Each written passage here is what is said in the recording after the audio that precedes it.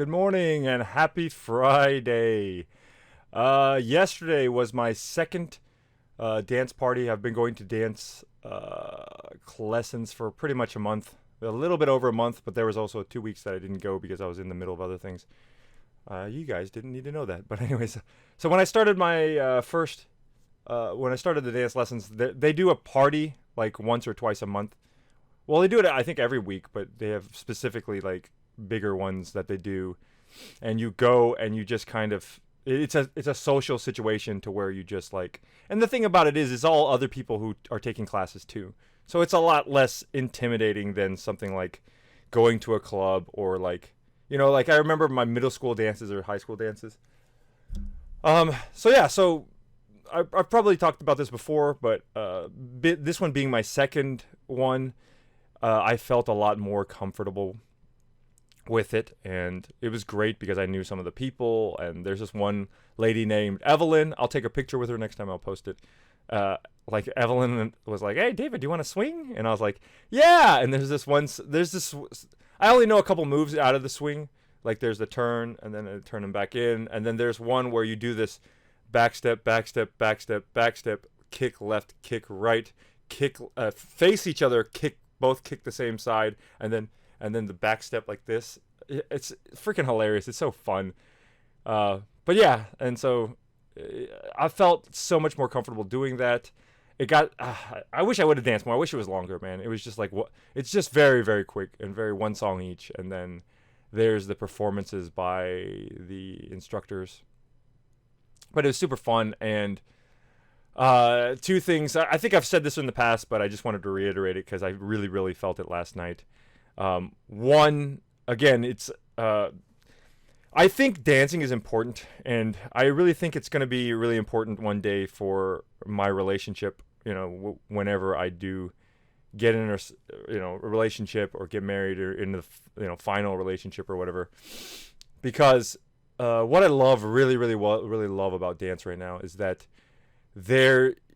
you're dancing and there's no way to communicate, right? I mean, you can talk, but the whole point is like when you're dancing, you're not supposed to be like da da da da da da. Okay, left turn now. Woo! You're not supposed to verbally communicate that stuff. You're not supposed to like be going and then also like wink, wink, wink. Let's go this way. You're not supposed to do that. You're supposed to be able to do that.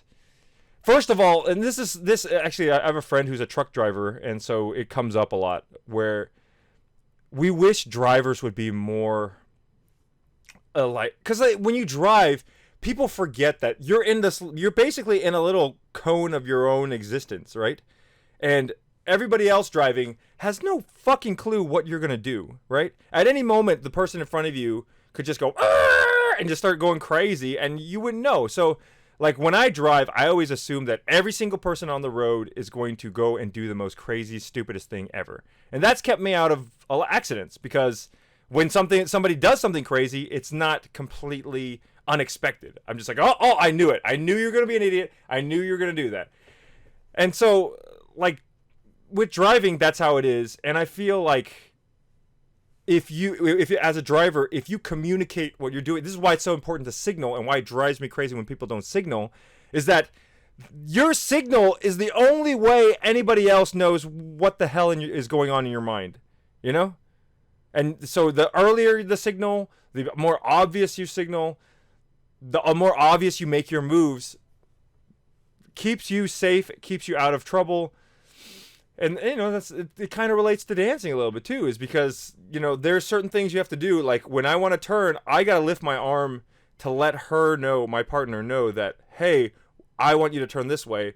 And it's about me lifting at the right time, lifting it with enough confidence that they're like, oh, okay, I'm going. If I am I timid about it? I'm like, maybe we want to turn here. Maybe it's not going to work out, And it's about the confidence in my moves and saying, hey, to be able to hold my partner and just be like, we're going this way, we're going that way.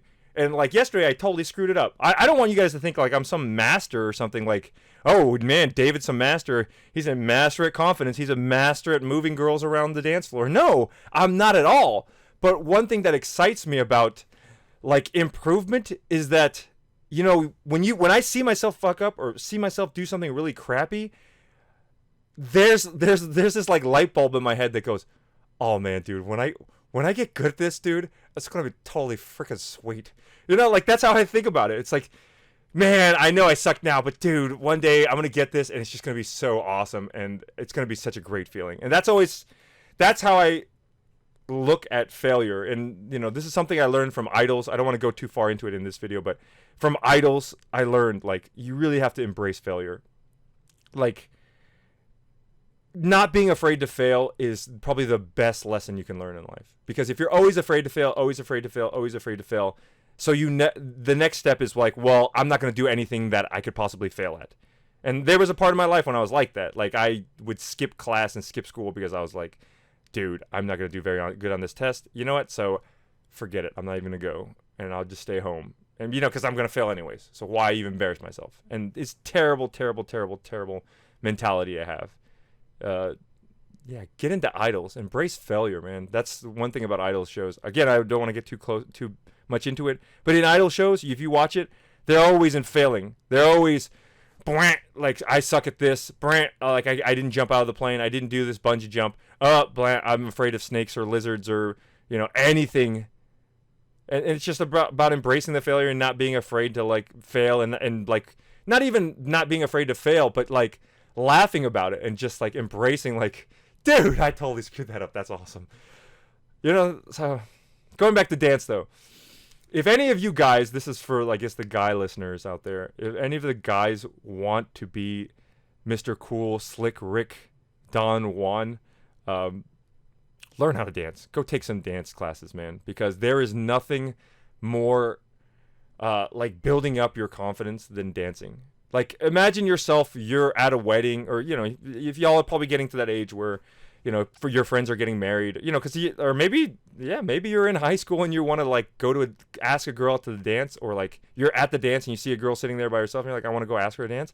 Like there's nothing, like it's kind of a cheat. It's kind of cheating because if she doesn't know how to dance and you know how to dance, it's kind of it's cheating your confidence because you've like taken classes and she hasn't. So I could see how some people are going to think it's like cheating, but really, like yesterday, there at the dance thing, I was like going up to people, like asking them, and I knew they were new. It's kind of the unfair thing is I know they're new, but like we're kind of taught to be like, hey, if you've been here, go. That's the whole point, is to go make people feel comfortable, not almost like force them to dance, because that's the whole. That's what people did for me. My first time last month, I was sitting there like. And I could just see it. I could just see somebody like they'd be walking, and then all of a sudden they'd turn, they'd look, they'd see me, and I'm like, oh god, are they coming? Oh shit, they're coming up to. They're gonna ask me to. Hey, how are you doing? Oh hi, nice to meet you. Yeah. Do you want to dance? And I made it a point to not say no. I was like, yeah, I'm gonna mess up, but get over messing up, you know. And then I was like, all right, let's go dance.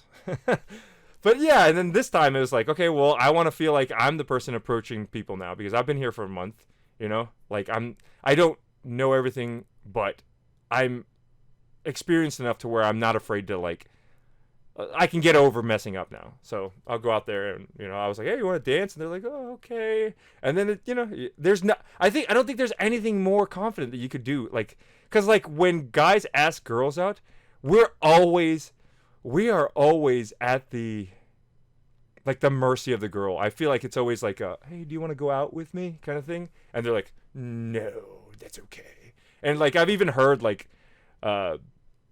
this guy Jordan Peterson talk about like how just absolutely frightening and like fear-inducing talking to women is for men, especially men like when we're young and we're growing up.